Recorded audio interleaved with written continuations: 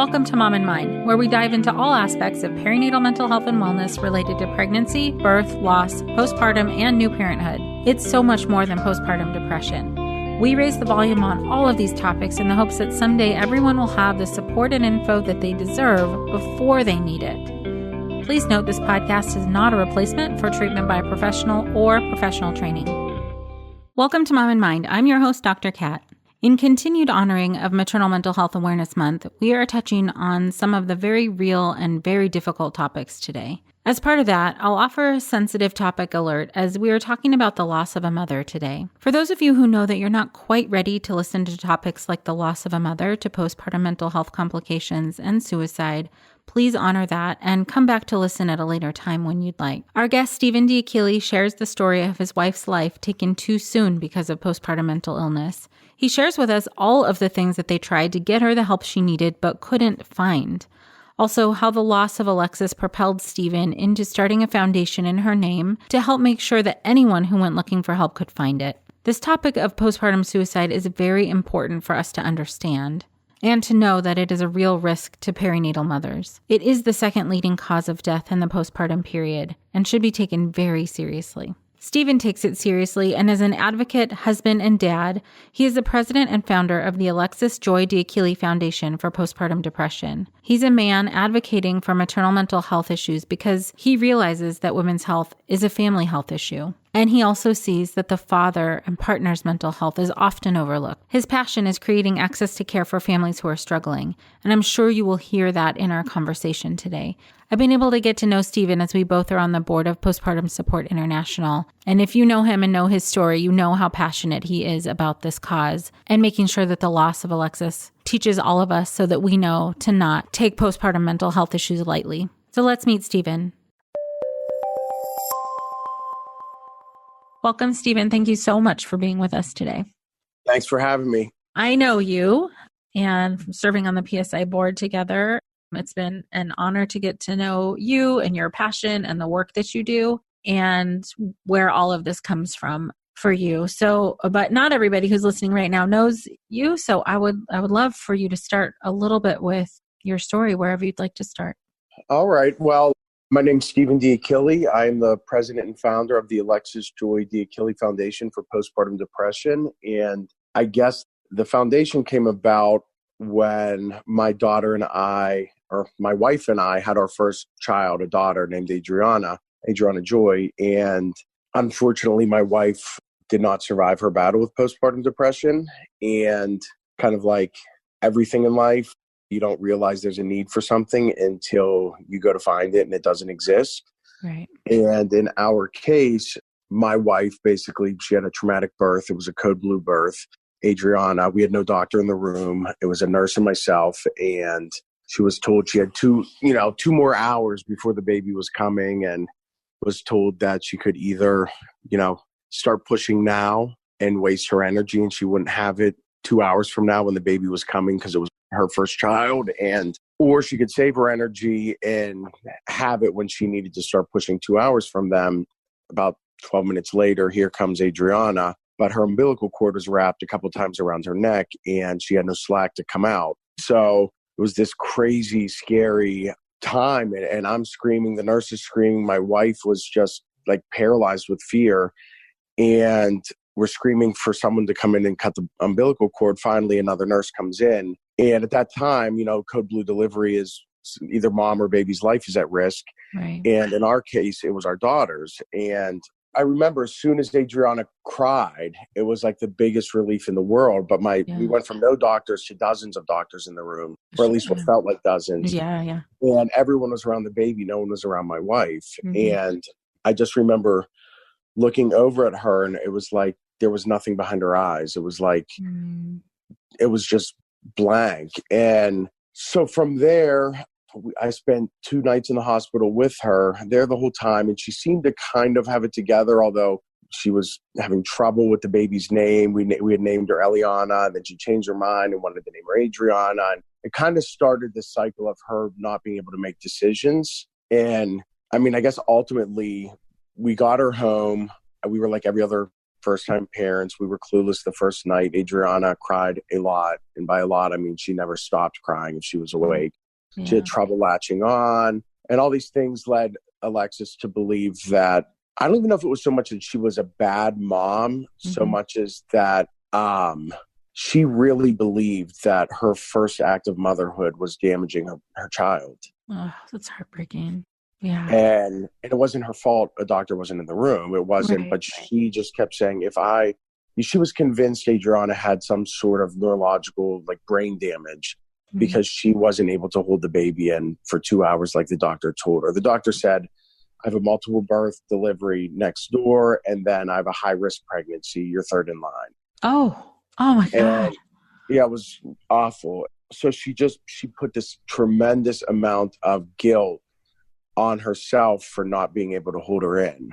And so that led to neurological testing on Adriana. Even when we got the results that said her brain was functioning normally, she still was convinced that she had damaged Adriana.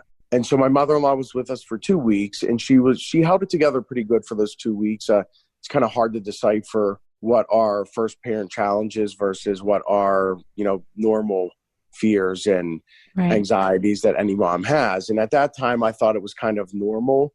And I was juggling work and, all the things that every parent has to juggle. And when my mother-in-law left, almost immediately, things started unraveling very quickly. And she was proactive, extremely proactive, and extremely scared, really, for where she was. And she knew she wasn't feeling right. Yeah, feeling well. Yeah, she was like, this is not me. I'm not supposed to be feeling like this. Something's wrong. I need help. And so I was trying to distract her, taking her out, doing whatever I could do to just keep her mind, because she looked for help immediately. And we ended up seeing like a licensed clinical social worker at the hospital where we delivered. And we met with her, and I remember she was crying, and she was, telling the doctor, I'm crazy. And she's saying, no, you're not crazy. This is the baby blues. This is this is that. But in that first doctor's appointment, what she said was, well, you have PTSD from the delivery.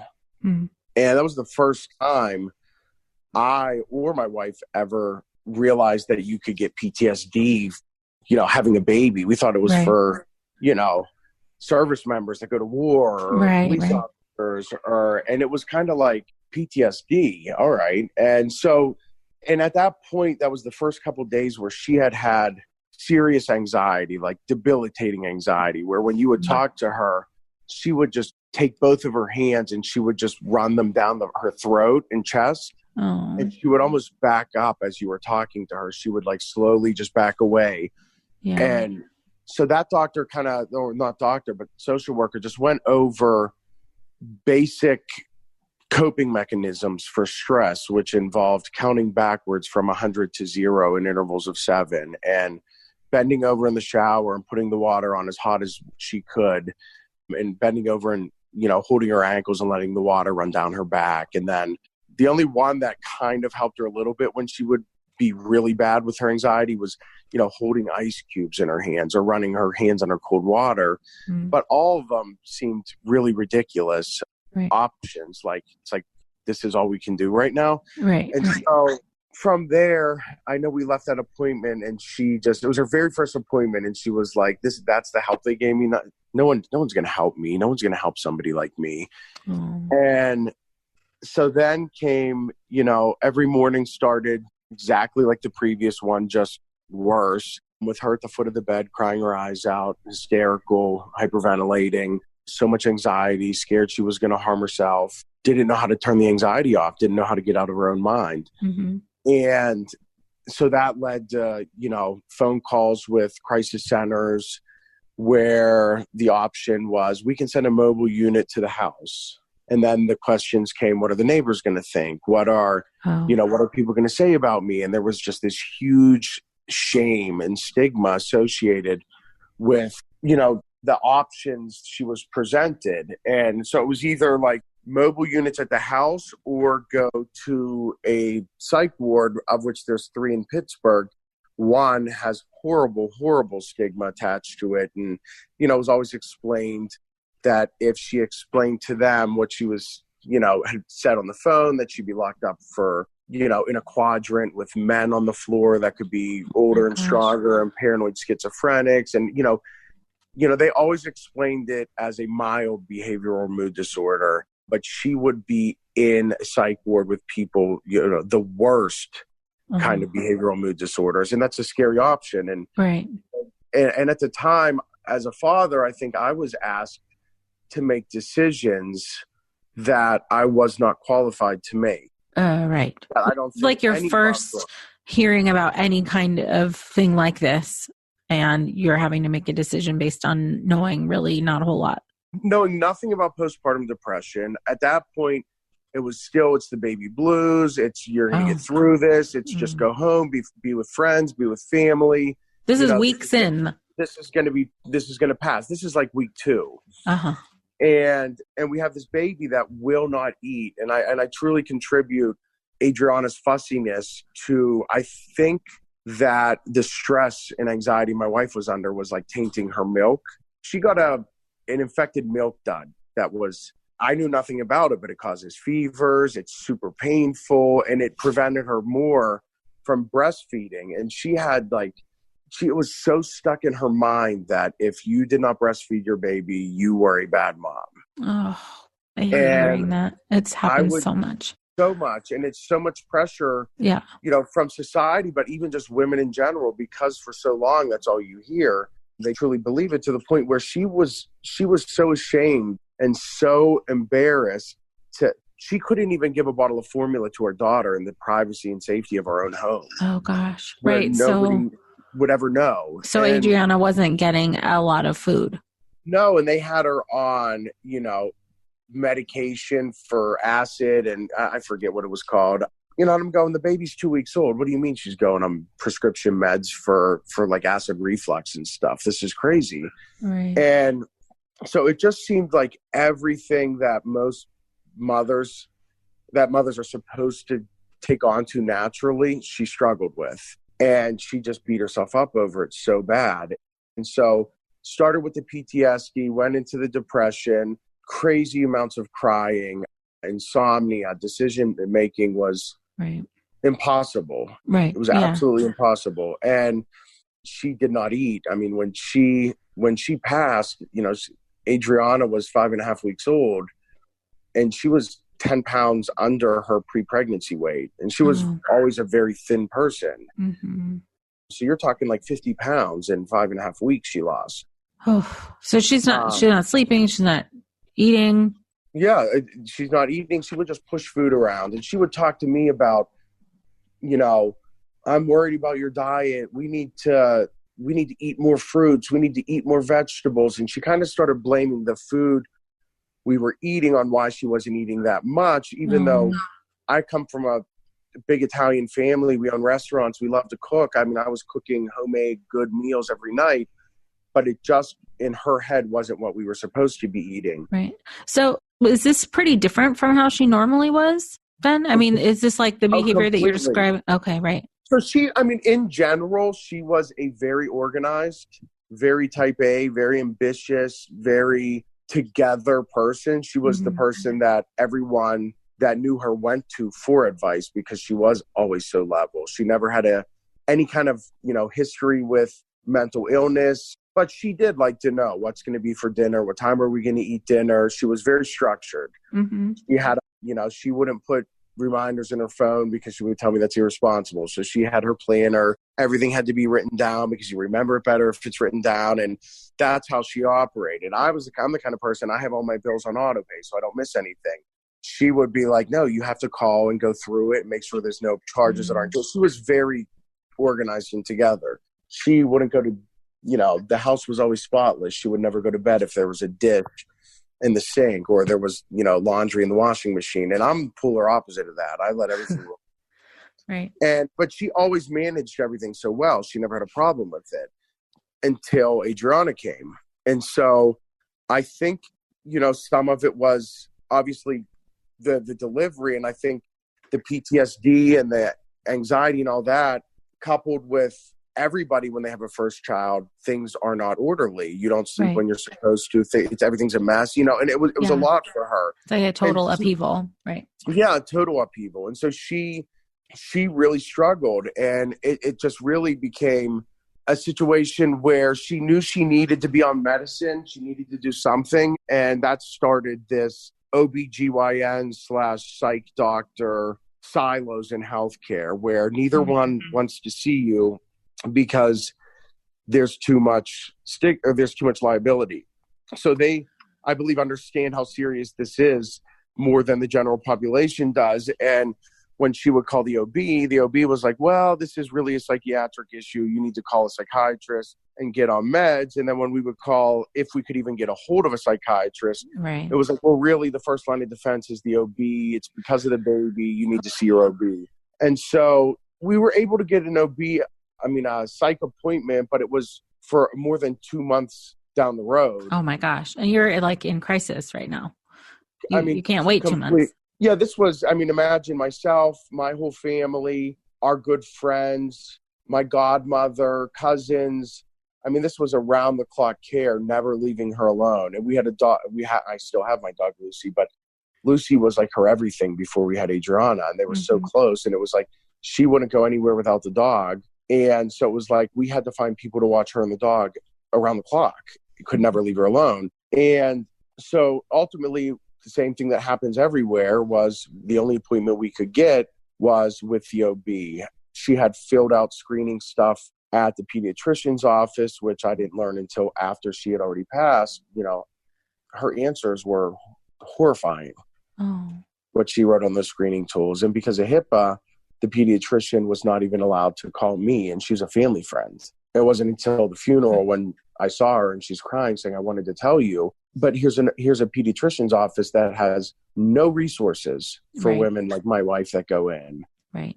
And so, all these symptoms and all, the just life spiraling out of control. She sees her OB, she goes in, talks to the OB, and the OB puts her on an antidepressant and says, this is going to take 2 weeks to kick in. And so she starts it. And right away, when she got on this antidepressant, she started having suicidal thoughts or suicidal ideations.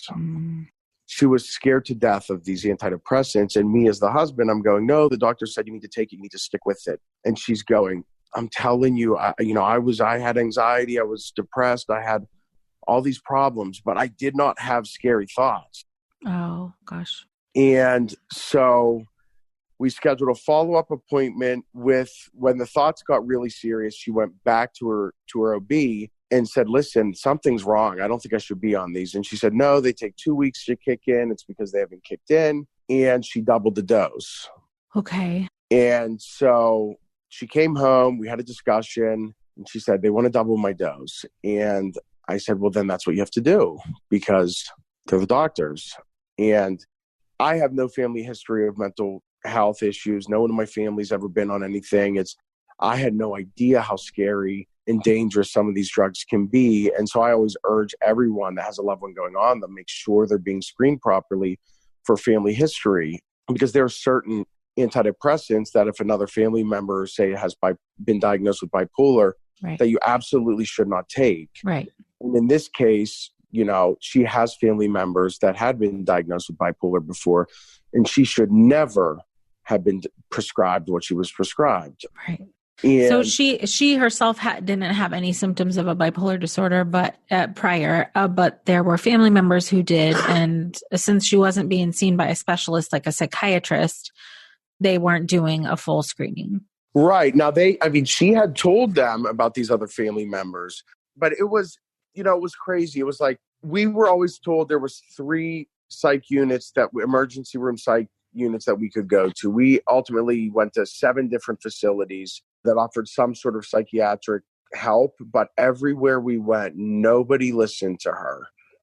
Everybody just looked at her and they would ask her questions. And even on her worst day, she was very beautiful and put together and dressed well and her hair looked nice.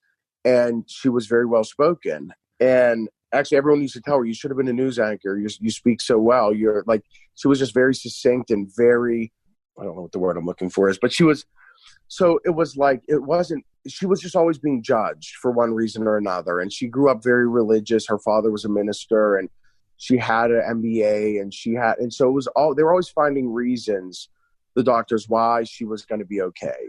Oh gosh. So they weren't really listening, like you said. Right. And so I would say, Dismissing her. Is there a right way to say I'm going to kill myself that's serious versus not serious? It's because always she was serious. telling them, she was telling them point blank, this is not going to end well. I don't know how to make, as calm as I'm saying it right now, I don't know how to make the anxiety stop. I can't see any other way out. I've tried everything. I can't live like this. Something bad is going to happen. And she was begging to be admitted inpatient. So what? So this is for months now. So this was from about 2 weeks. Well, for about 3.5 weeks, we saw treatment. She ended up hanging herself in our basement exactly 14 days after she started the antidepressant. And she had an OB appointment the day before it happened. And she went back, and the original social worker that we had talked to the first time that gave her the coping strategies for the anxiety, she actually told her, the doctor that missed the delivery is a young doctor. She was very young. And she said, and what she did to you was unacceptable. And you need to tell her. And so that appointment, everything, the medicine had been doubled, all that was taken care of. But the point of that appointment was for my wife to explain to their doctor what she did wrong and why, and look at the suffering I'm going through because your inability to be there to deliver the child. And I don't think that any patient, that is not the patient's responsibility to have those conversations. Not at all. But she made the appointment. She went in and she said, why did you do this? Why did you miss the delivery for my baby? And she swore to her that she would sit vigilantly next to her bedside for the next baby we had. But she was not happy. She was not happy at all. And she basically, I dropped her off. My mother stayed with her for the appointment. And then I met both of them and picked her up. And it was like all the anxiety, everything was gone. And everything, I was like, what happened in there? And she just said, I know what I have to do now. I'm thinking too far down the road. And I said, well, what did the doctor say? And she said to her that she wasn't cut out for motherhood and that she should go on birth control and not have any more children. Wait, what? Wait, the OB told her that? Yes. Are you? Because she was probably pissed off that my wife went in there, reaming her out for missing the delivery of the baby. Holy no. And it was like, and I really truly believe that after that appointment, she knew the end was near. And so it was like, I took a picture of her standing over the changing table. I know that picture. And she's smiling at her. And that was a picture that I took to send to her parents to say, hey, it's been 2 weeks. It looks like the antidepressants are kicking in. Her anxiety's gone. She says she has it figured out. She says, she's thinking too far, blah, blah, blah. Like she seems to be in a good place. And I remember that night, my daughter was so restless and she just cried and cried and cried. I would always go in the nursery. She was so proud of this nursery. It was the most beautiful nursery she made for her and decorated. And we had this big rocker, and I would go in there and I would play like Coldplay and different music that I liked, and the baby would calm down and I would just hold her. And she would always say, how are you so good with her? Why? I don't know how you're so good with her. And I feel nothing for her, and I have no connection with her, and all she does is cry when she's around me, and I just don't understand it. And I would say, babe, I'm not doing anything special. I'm literally just holding her, and listen, we're just listening to music.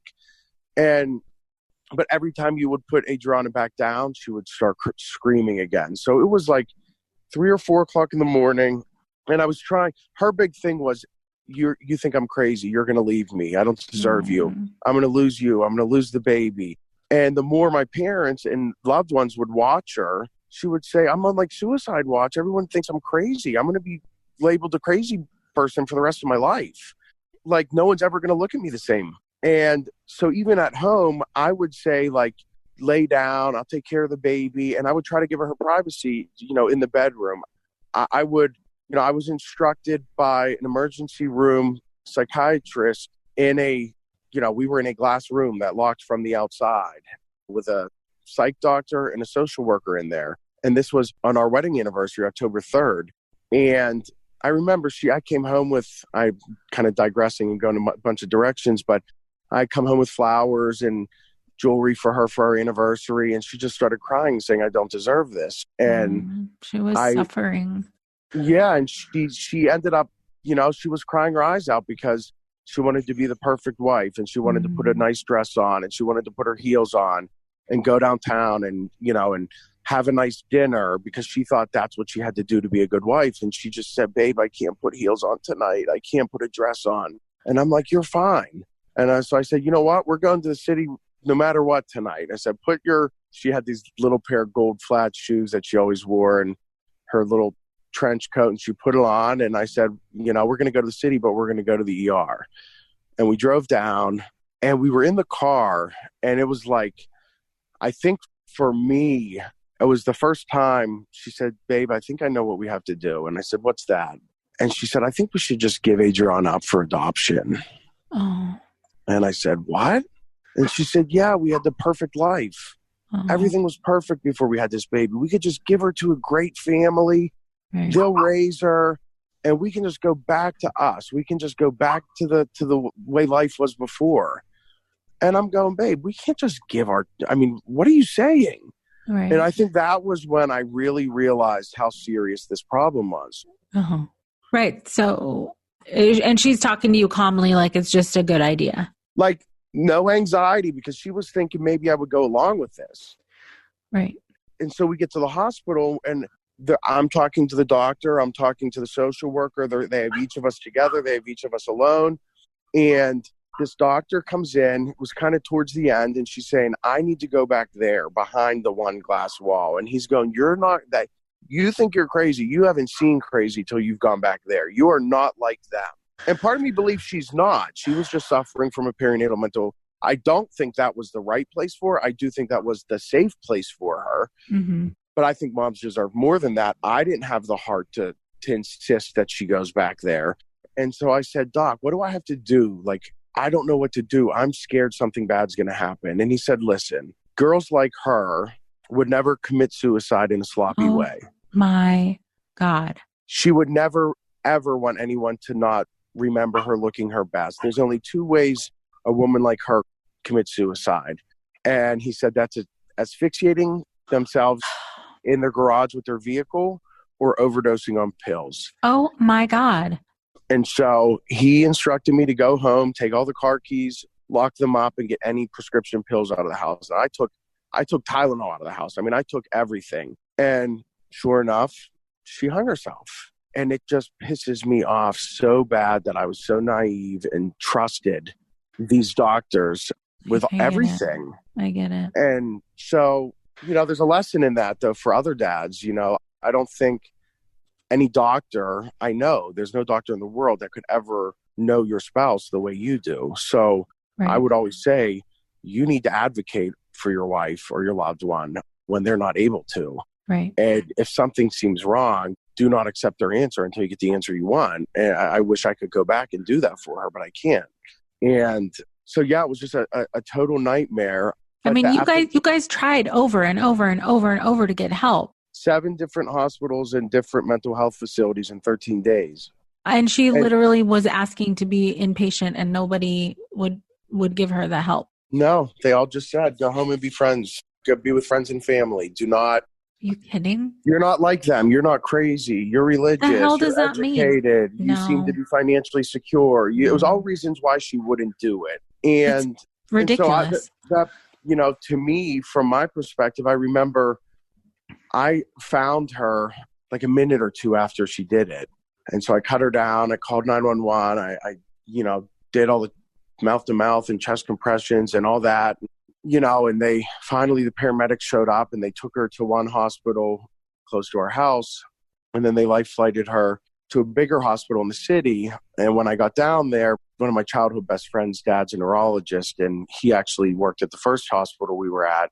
And he somehow beat me down to the other hospital. And when I got there, he was just waiting, and he pulled me aside and he said, "Steven, I just don't want you to get your hopes up. I looked at all of her x-rays and everything, and, her neck's broken and she's not going to make it."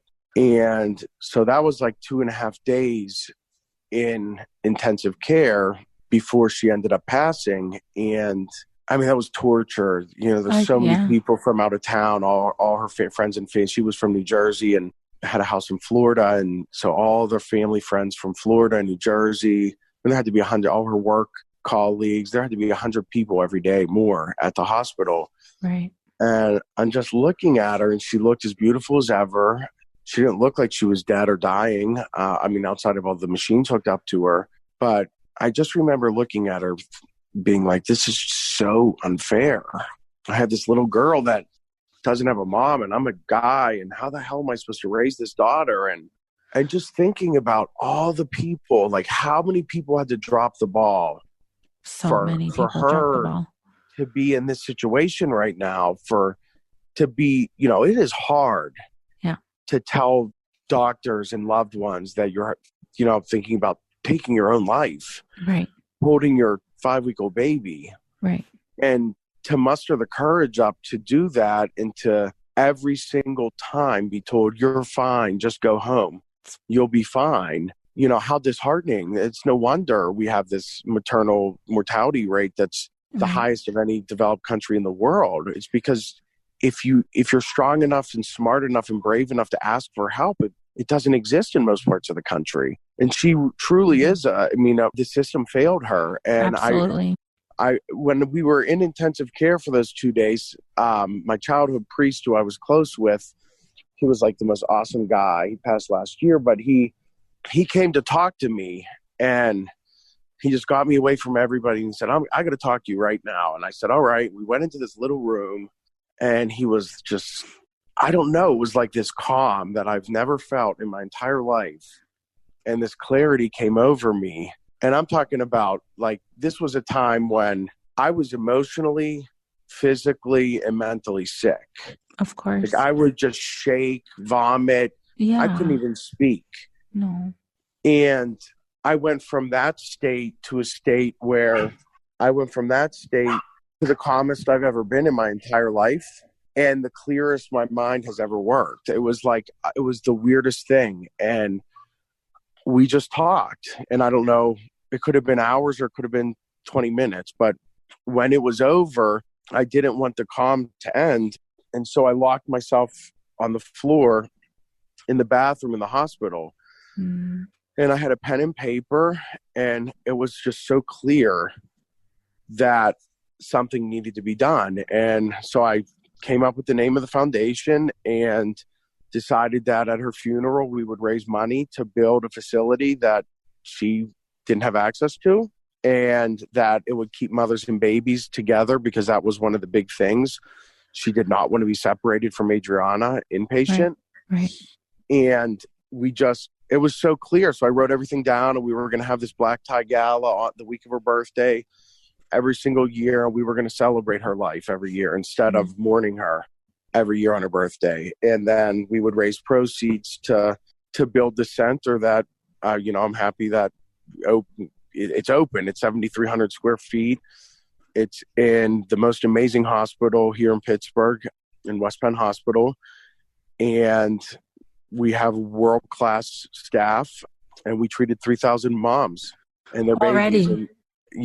Just in 2019 alone. We had borrowed space in the hospital, which went from one room to 3 different parts of the hospital for 3 years prior. Mm-hmm. And so we built this amazing facility, and the health system gave me a say in every single aspect of the facility, from the look and feel of it to the, we offer yoga, meditation, mindfulness, art therapy. I love food, obviously with a restaurant background. So we have a chef's demo kitchen where the women and their husbands, if nothing else, and they're with them. We have dietitians and nutritionists that come in and teach them how to cook healthy meals for mental health. Great. And then when they leave, they leave with a box of all the ingredients that they use that day to take home and prepare a meal. It's brilliant.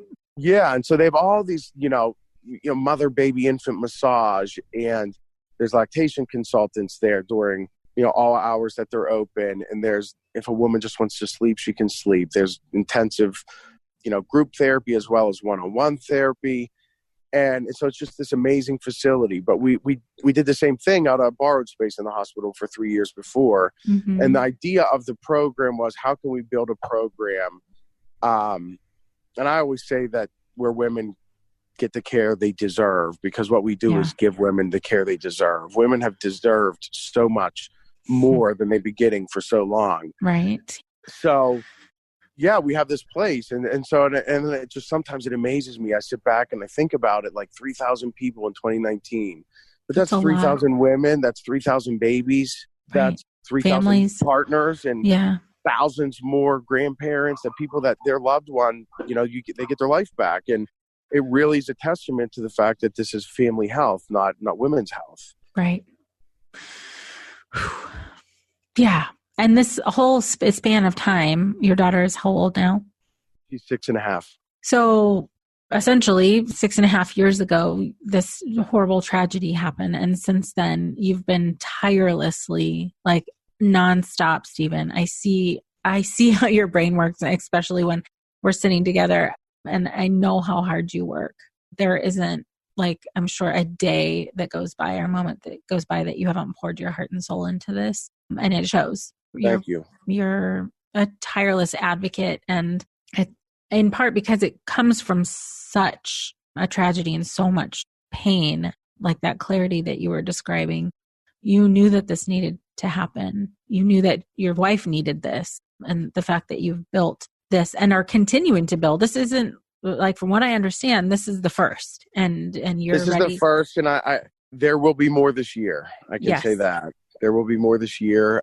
My hope is that we can kind of make a huge impact regionally versus the national averages and kind of quantify. It's an interesting aspect right now and I feel privileged as a male to advocate in this field, because 6 years ago, there was none, really. There was very a couple, maybe worldwide, that were really speaking out about it. And I think it's important to have a father's perspective on it. And so I feel lucky in that, right, that I can give insight into the father side of things. And I can speak to what it's like to be a single dad with a little girl that doesn't have a mom. But then now, as my daughter gets older, I get to see what it's like through a child's eyes. And I can speak, and I haven't really spoke that much about how it affects children or how it's affected my daughter. Right. And with that, the costs associated with it. Mm-hmm. I know myself, I went to the ER 4 times the first year she passed with panic attacks. Yeah. What was the cost of that? I know my wife's ICU bills were in excess of $800,000 plus the 7 other appointments she was at. And now my daughter's in therapy every, once a week. And that's not going to be, she's a healthy, awesome, amazing, intelligent, perfect kid. But like she, when she goes to bed at night, she's robbed of the happy thoughts that most kids think about. She sits and wonders about her mom. Mm-hmm. And she has this fear that, well, if her mom died, so could all the adults in my life that I love. And so she has fears that I'm going to die. She has fears that my parents will die. She worries about death. If I travel, she worries about the plane crashing. So she struggles with that. And it's not going to be a 6-month fix. This is going to be maybe 10, 15 years of therapy. So what's the true cost of not treating my wife when you think about me and my mother-in-law being hospitalized after her daughter died? Right. And it's just so unnecessary. It's like, just open facilities and do the right thing. I agree with you 1,000%. Right. In the way you talk about the work that you do, because you have so much passion behind it too, you're so clear about what is right to do in these situations. Like, there should be many, many, many of these facilities all over the country. And there's a couple here popping up, here and there, but not nearly enough for the amount of devastation that so many families experience because of untreated perinatal mental health conditions. It's preventable. And there's so many women that eventually get better years later, but their marriages have ended in divorce. Mm-hmm. Their children grow up in broken homes. And that's what this disease does. It robs children of a real childhood that every child deserves. And those ramifications, I mean, it's unthinkable. It's hard for me I call this common sense healthcare. It like, is. How can we not offer these services to women everywhere and families everywhere? And it's the right thing to do. And it's so important too, I think, for people to realize that this doesn't just affect women that, have a baby, that we have more women in treatment that are still pregnant, right, and suffering from these symptoms.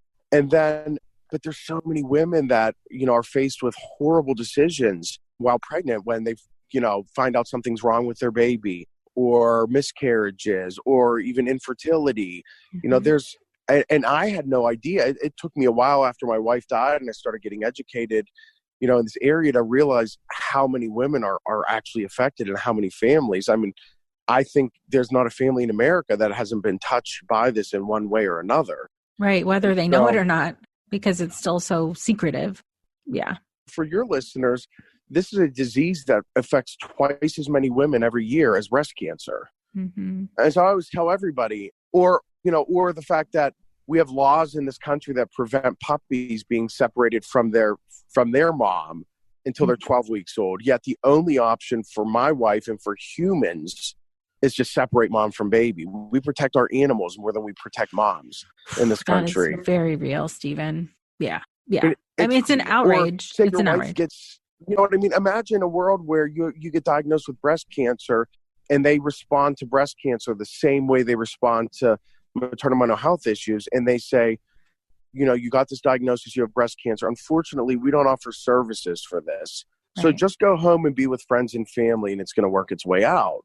Ludicrous. It's crazy, but it's real. That's our reality. All the time. That's where we're at in this country. And so how did it get this bad? Well, yeah, that's a whole lot of discussion right there. It is bad. And a lot of people are suffering for it. I see it day in and day out with my own clients and in my practice, and me having to help them figure out how to advocate for what they already know that they need, but providers are telling them that they don't need it. It's ridiculous. What's equally exciting about horrific stats like that is I know it's going to work, and I know we're going to open centers everywhere, because I want to meet the healthcare executive that I talk to that says my wife didn't deserve more, or their daughter wouldn't deserve more. And we're going to get to the point where they're not going to have a choice. They're going to have to start opening facilities with that. And that was the big thing with getting the first one open here, was if we build it, other people will be forced. And that's why I like to share my story, because listeners from other parts of the country, they can say why, and they should go to their healthcare providers and they should say, why do women in Pittsburgh have access to a center like this, but we'll use Kansas City? Why do women in Kansas City have no resources for this? Mm-hmm. What makes women, why do women in Pittsburgh get this, but we don't? And that's what people need to ask. And I think that's a big part of that is on dads to get involved during pregnancy and to ask these questions. And I think just educating men will help to ask these questions. Yeah. So, and the reality is a lot of healthcare executives are men as well. So we need to engage. And in our system, I mean, that was what was so shocking. Everyone's like, there's men involved in this program. The executives are men. And guess what? I think fundamentally, guys want to do better. I just think that things have not changed for generations. The only thing that's changed is women have to do more. Right. They earn just as much money as their partners, usually, in a lot of cases more, but they're still mom. And so there's this unfair bias and double standard in this country between motherhood and fatherhood. And so that's kind of where I want to take the foundation, at least for me, is what makes sense to me is, hey, let's engage dads for the benefit of mom. I agree with you. And very specifically because like speaking from peer to peer, male to male, partner to partner of someone who's dealing with this is really impactful, because your voice and what you have to say and what you want to tell people coming from another guy is very different. Like you're saying, hey, I went through this. This is such a real possibility. And your being involved could help prevent these kinds of things happening to the people that you love. That message is needed. And it's not like a degrading thing. I mean, it's like, it's not what you say, it's how you say it. And so I think for most dads, and it's the same thing with healthcare. I feel like for a lot of healthcare systems, fixing the problem is almost an acknowledgement that they weren't doing enough to begin with. And maybe there's some hidden, not really hidden, but maybe there's some liability with it. But it's like, just because the problem, we can't ignore the problem forever. Right. And so that's why there's power in voices, and there's power in storytelling. And I get calls every single day of my life from dads and from fathers, the grandfather that say, my daughter's struggling. I had someone from Naples, Florida call me yesterday. And, it's not that he's a bad dad. No. We don't know what to do. Because there's no resources. And they're saying, and guys are stepping up and they're saying, what do I do? How can I do more? How can I protect my wife? How can I be a better husband? How can I be a bigger part of the pregnancy and be a more hands-on dad? Because I just think we've been excluded. I've talked to OBs that say it's actually strange. Outside of the sonogram, I don't know the exact statistics, but I talked to one OB that said probably less than 10% of dads go to a single doctor's appointment outside of the sonogram or the ultrasound. Right. But why? I know people work, but there's a lot of doctor's appointments.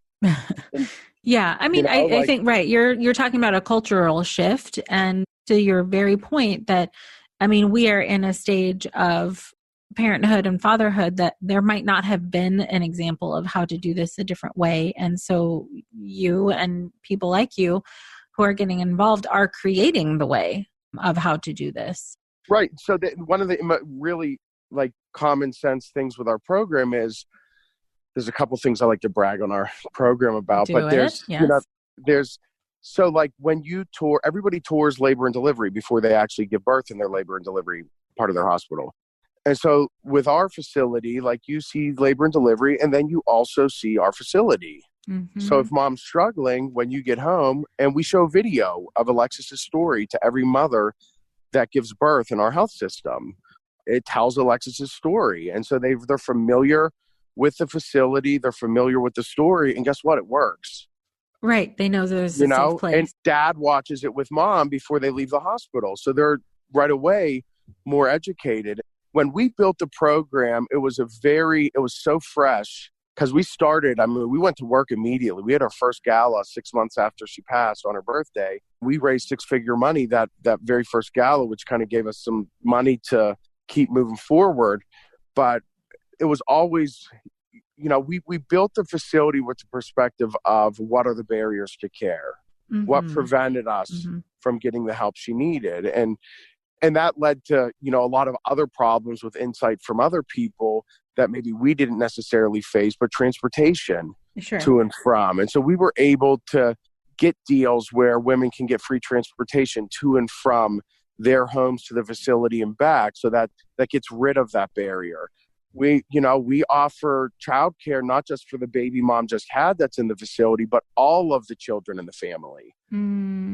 That's awesome. Yes. And guess what happens if moms can bring their babies with them? They go to the appointments. They show up. Yeah. It's not that crazy. It's common sense. It is. It's super common sense. And if we're doing it here, why can't it be done everywhere?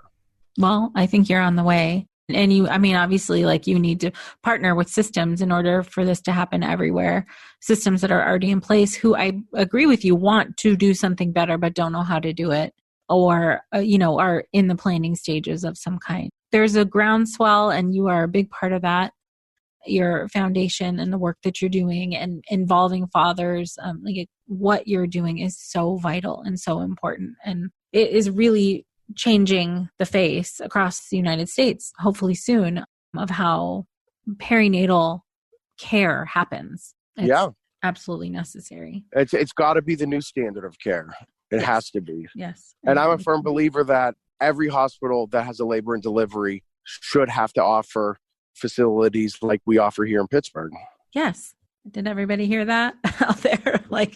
And to your point that you said earlier, people can advocate. I think people forget how strong their voices can be in saying why don't we have this here? I need this. And the more people that speak up about it, not that it's your individual problem to solve, but the more that an administration of a hospital, let's say, hears that the need is there, the more likely it is to happen. In all honesty, like I have tried myself to start free support groups at hospitals. Like they didn't have to pay me at all. I would walk in there, do the group, and they would say, there's not enough need. And I'd say like, I'm offering to do this for free out of my, like no cost Right. to you. Why won't you just let me do this for the community?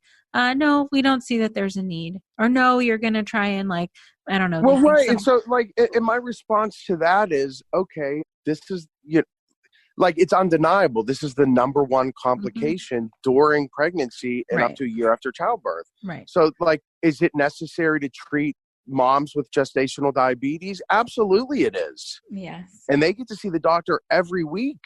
Right. I think the last trimester of their pregnancy, once they're diagnosed with it. So how can you have doctors in a need for that when it's not even close to as prevalent as this issue? Right. And so I think, part of it is my perspective is very different because I got so lucky with the health system and the health network that I work with. And they're like, yeah, this is common sense. Absolutely. And I'm not used to hearing no. I really am not. But it just frustrates me so bad to hear other people when these health systems say no, because I'm like, how the heck can you deny moms this treatment and families this treatment? And the interesting thing I want to add about our facility, not just our facility, but spouses, people in my shoes, marriages, what it does to the men is oftentimes women, they will not get treatment and then they either end in divorce or whatever, or the women are in treatment, but the men have had to step up, go to work, take care of the baby, worried about their wives all the time. Then the men end up in treatment as well. Right. They end up with psychiatric problems. And so it's like, it's just destroying everyone that it touches and everyone it's preventable. Horrific. And it's preventable. It's treatable, preventable, and you have a program that shows that. Right. And why can't women speak about this? Like my sisters both had gestational diabetes. They weren't ashamed by it. It was just part of pregnancy. They'll tell their friends all about it. It's not, but with no shame. Right. But because it's mental health, there's all the shame. I know. And that's a big part of the work that you're doing, a big part of the work that I'm doing, and trying to make it more commonplace that like, let's just talk about it and let's fix it. It doesn't have to be rocket science, just like you're figuring out. Yeah. So the motivating thing is to see where things were 6 years ago, not just in Pittsburgh, but nationally, to see where things were and to see where they are right now. I know the work and how much work you put into it. And, I think it's paying off. I know the first couple, conventions and stuff I went to, everyone I talked to seemed so pessimistic and broke from fighting with their health systems for so long and always hearing no. And when you go to the PSI conference, like there's energy and it's positive energy. And it's like, now's the time. And things are moving along, I think, quicker than any of us could realize, mostly due in part to the certain advocates like you in certain parts of the country. But the question is, I guess, how do we expand our audience and how do we start conversations in other parts of the country? And so, well, that's one of the things I appreciate about you and how your brain works is that, you're not in a silo. You are able and aren't sort of conditioned by siloed thinking. And you are thinking outside of the box and bringing other aspects in. And I think that's part of how you've been so successful in expanding all of this. So I appreciate so much what you're doing.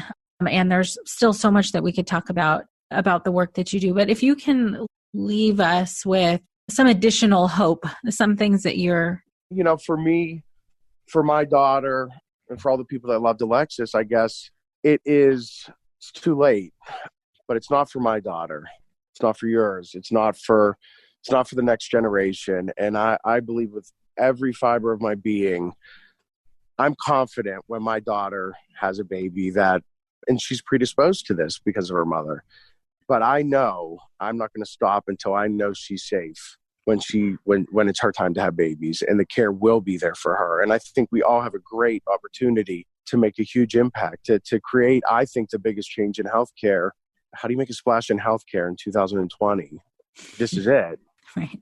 This is it. And I know it's going to work. And so, and I would tell everyone, even if it's not, maternal mental health related or family health related, this journey I've been on has been, without a doubt, the most fulfilling experience I could ever imagine.